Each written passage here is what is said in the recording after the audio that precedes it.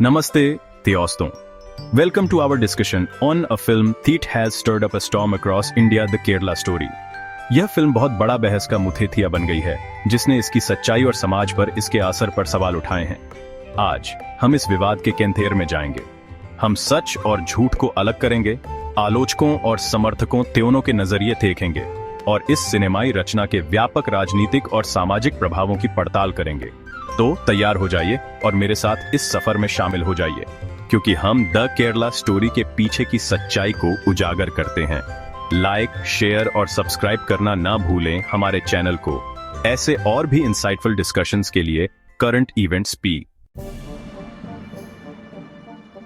The Kerala story एक संवेदनशील और विवादास्पद विषय के इर्द गिर्द घूमती है. केरल में युवा महिलाओं का कथित धर्मांतरण और कट्टरपंथ. फिल्म एक छिपी हुई सच्चाई, मासूम लड़कियों को आतंकवाद के चंगुल में फंसाने की एक भयावह साजिश का पर्दाफाश करने का दावा करती है. हालांकि जैसे जैसे फिल्म को लोकप्रियता मिली, वैसे वैसे इसकी सच्चाई पर भी सवाल उठने लगे.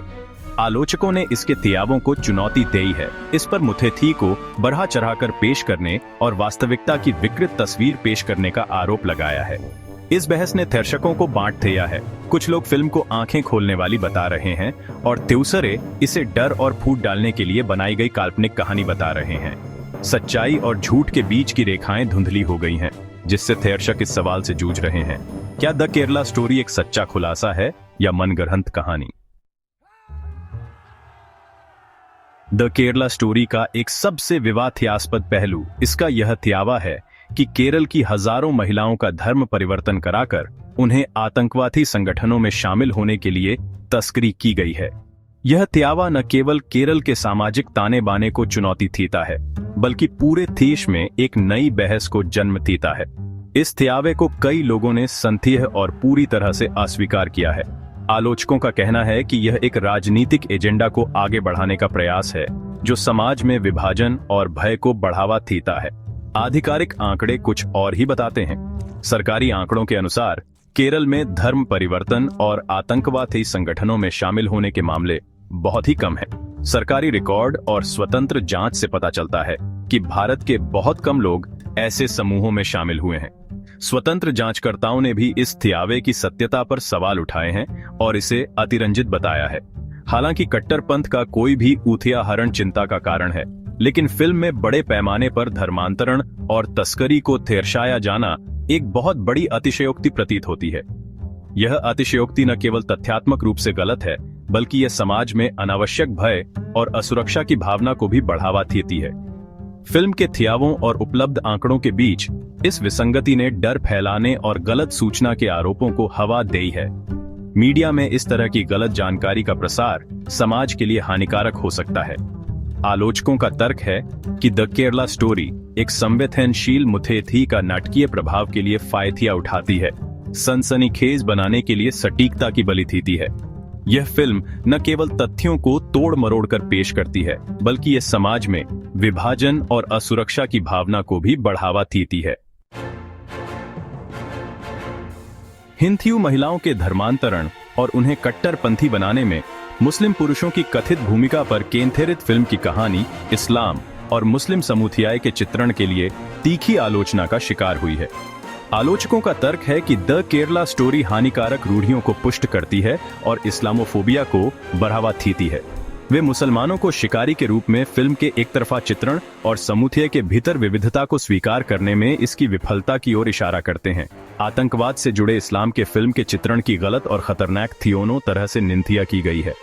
इसके अलावा दी केरला स्टोरी पर एक राजनीतिक एजेंडा पूरा करने का आरोप लगाया गया है.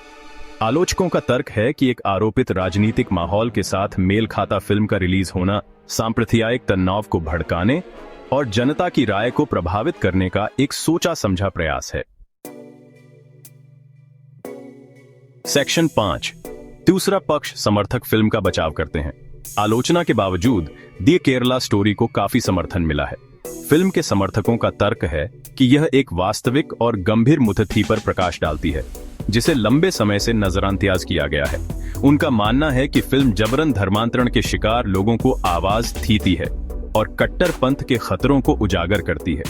समर्थक इस्लामोफोबिया की आलोचना को खारिज करते हुए तर्क देते हैं कि फिल्म चरमपंथियों को निशाना बनाती है और पूरे मुस्लिम समुदाय का प्रतिनिधित्व नहीं करती है। वे द केरला स्टोरी को एक चेतावनी के रूप में देखते हैं, एक बढ़ते खतरे से निपटने के लिए एक जरूरी झटका। उनके लिए सावधानी और जागरूकता का फिल्म का संदेश इसकी सटीकता या विभाजन को भड़काने की क्षमता के बारे में किसी भी चिंता से बरकर है। सेक्शन 6 केरल की प्रतिक्रिया, एक विभाजित राज्य। द केरला स्टोरी की रिलीज ने केरल के लोगों से तीखी प्रतिक्रियाएं व्यक्त की हैं। जहां कुछ लोग इसे अपने राज्य और उसके सामाजिक ताने बाने पर हमला मानते हैं, वहीं तीसरों का मानना है कि यह एक गंभीर मुद्दे को उजागर करता है जिस पर ध्यान देने की जरूरत है। धार्मिक धर्मांतरण और आतंकवाद के केंद्र के रूप में केरल के फिल्म के चित्रण को कई लोगों ने गुस्से और नाराजगी के साथ देखा है। उनका तर्क है कि फिल्म उनके राज्य और धार्मिक सद्भाव की उसकी परंपरा को बेनकाब करती है। हालांकि कुछ निवासियों का मानना है कि फिल्म, हालांकि शायद अतिरंजित है, युवा लोगों के कट्टरपंथ के प्रति संवेदनशीलता के बारे में वैध चिंताएं उठाती है। वे इसे उन कारकों के बारे में बातचीत शुरू करने के अवसर के रूप में देखते हैं जो चरमपंथ में योगदान करते हैं। सेक्शन 7 पर्थी से परे राजनीतिक और सामाजिक प्रभाव। द केरला स्टोरी मनोरंजन के थियारे से आगे निकल गई है, राजनीतिक बहस और सामाजिक टिप्पणी का विषय बन गई है। इस फिल्म ने समाज के विभिन्न वर्गों में तीव्र प्रतिक्रियाएं उत्पन्न की हैं, जिससे यह स्पष्ट हो गया है कि सिनेमा केवल मनोरंजन का साधन नहीं है, बल्कि एक शक्तिशाली सामाजिक और राजनीतिक उपकरण भी है। फिल्म के विवादास्पद विषयों ने अभिव्यक्ति की आजादी, धार्मिक सहिष्णुता और फिल्म निर्माताओं की जिम्मेदारी के बारे में चर्चा छेड़ दी है। इसने समाज में मौजूद थिया ध्रुवीकरण को और गहरा कर दिया है। जहां एक ओर लोग इसे अभिव्यक्ति की स्वतंत्रता के रूप में देखते हैं, वहीं दूसरी ओर इसे सामाजिक ताने बाने के लिए खतरा मानते हैं। राजनीतिज्ञों ने अपने अपने एजेंडे को आगे बढ़ाने के लिए फिल्म की कहानी का इस्तेमाल किया है। यह फिल्म राजनीतिक बहस का केंद्र बन गई है, जहां विभिन्न थैल अपने विचारधाराओं को मजबूती देने के लिए इसका उपयोग कर रहे हैं। यह फिल्म राजनीतिक भंगिमा का एक उपकरण बन गई है, जिसमें विभिन्न थैल चुनावी लाभ के लिए विवाद का फायदा उठा रहे हैं। चुनावी रैलियों में इस फिल्म के दृश्यों का उपयोग किया जा रहा है, जिससे यह स्पष्ट हो गया है कि सिनेमा का प्रभाव कितना व्यापक हो सकता है। इसके अलावा द केरला स्टोरी ने जनता की धारणा को आकार देने में सिनेमा की भूमिका के बारे में बातचीत शुरू कर दी है। सोशल मीडिया पर इस फिल्म को लेकर हो रही चर्चाओं ने यह दिखाया है कि कैसे एक फिल्म समाज के विभिन्न पहलुओं को प्रभावित कर सकती है। राय और विश्वासों को प्रभावित करने की फिल्म की क्षमता ने संभावित रूप से विभाजनकारी कथाओं का प्रचार करने के लिए एक शक्तिशाली माध्यम का उपयोग करने के नैतिक निहितार्थों के बारे में चिंताएं पैदा की है। विशेषज्ञों का मानना है कि सिनेमा की इस शक्ति का जिम्मेदारी से उपयोग किया जाना चाहिए ताकि समाज में सकारात्मक बदलाव लाया जा सके। सेक्शन 8 सिनेमा की शक्ति, एक त्योधारी तलवार। एक कला के रूप में सिनेमा में अपार शक्ति होती है। इसमें मनोरंजन, शिक्षित और प्रेरित करने की क्षमता है। हालांकि इसका इस्तेमाल हेरफेर, गुमराह और विभाजित करने के लिए भी किया जा सकता है। द केरला स्टोरी त्योधारी तलवार वाले सिनेमा की एक सटीक याद दिलाती है। जबकि फिल्म के निर्माताओं ने एक संवेदनशील मुद्दे के बारे में जागरूकता बढ़ाने के लिए शुरुआत की होगी, जिस तरह से उन्होंने इसे चित्रित करने का फैसला किया, उसने विवाद और विभाजन को जन्म दिया है। ये घटना जिम्मेदार फिल्म निर्माण की जरूरत को रेखांकित करती है, खासकर जब संवेदनशील विषयों से निपटते हैं जिनमें नफरत और पूर्वाग्रह को भड़काने की क्षमता होती है। ये सामाजिक जिम्मेदारी के साथ रचनात्मक अभिव्यक्ति को संतुलित करने के महत्व पर प्रकाश डालता है।